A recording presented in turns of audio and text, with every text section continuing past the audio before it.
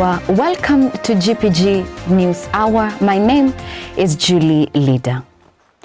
The church is partnering with the national government to offer psychosocial support for learners in all public schools across the country amid reopening in January as part of church's contribution to mitigate the adverse effects of COVID-19 on the education sector. Anglican Church Archbishop Jackson Ole Sapit noted that the prolonged stay from schools for millions of learners, coupled with general anxiety brought by the coronavirus pandemic, were challenges that might weigh heavily on the minds of the students. He disclosed that the church would deploy church officials to schools across the country to offer psychological and spiritual support to schools and to help cope with the new realities posed by COVID-19.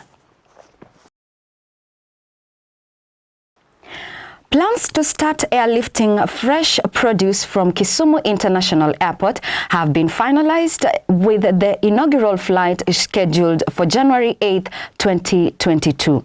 This follows the expansion of the airport to encompass a cargo handling and cold storage facility through public-private partnership. The Kisumu Lakefront Development Corporation Chairman Edward Ouko said farmers and fishermen in Kisumu and the Lake region are set to benefit immensely through the new development. The development gives hope to farmers and fishermen in western regions and signals pragmatic approach to cooperation grounded in the priorities of the Kenyan government and the national and regional level.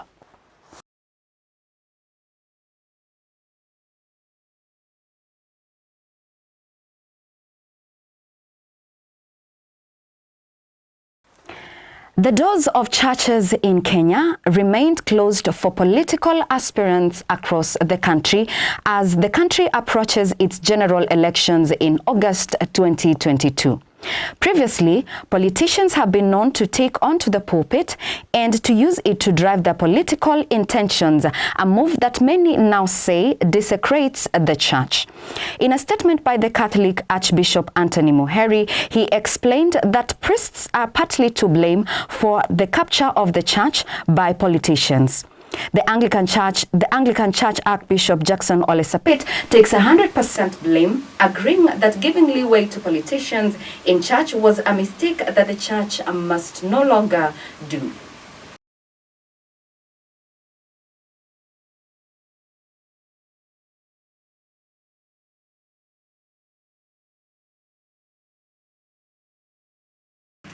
Christians in Nigeria have continued to receive threats from radical extremists who are now using fear and intimidation tactics to terrify the believers.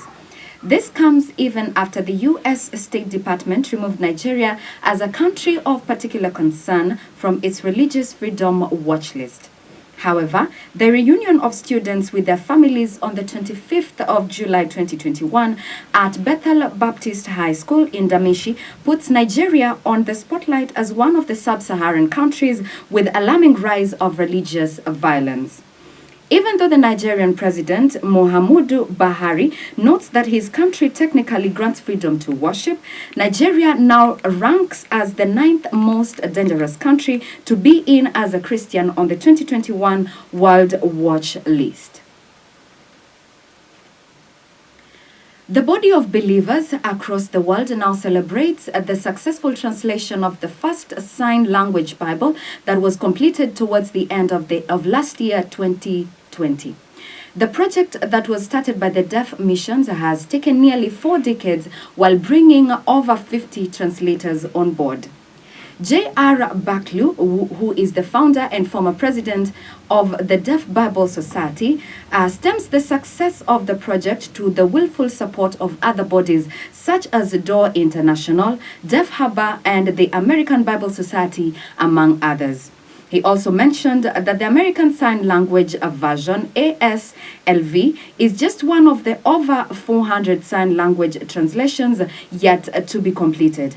However, Baklu doesn't diminish the significance of the completion of the ASLV. Rather, he says it is a great accelerator that is helping build the momentum necessary for translation work that remains to be done.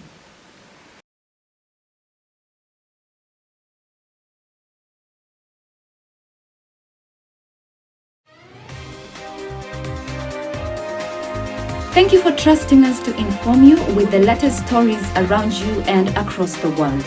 Be sure to meet us tomorrow on GPG TV News Hour for more stories. Bye. My name is Julie.